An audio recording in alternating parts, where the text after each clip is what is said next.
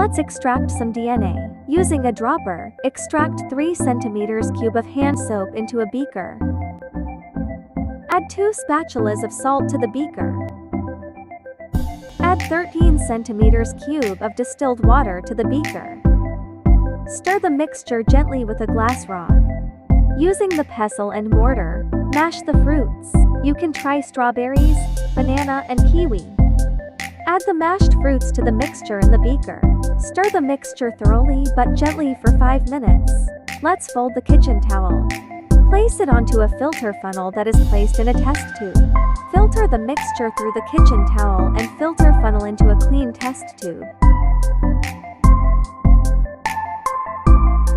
Lastly, add 9 to 10 drops of cold ethanol to the side of the test tube containing the filtrate. After adding the cold ethanol, you should see thin, white strands floating in the test tube.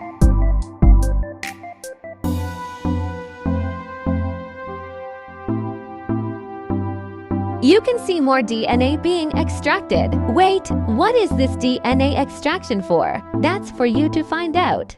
Knowgets.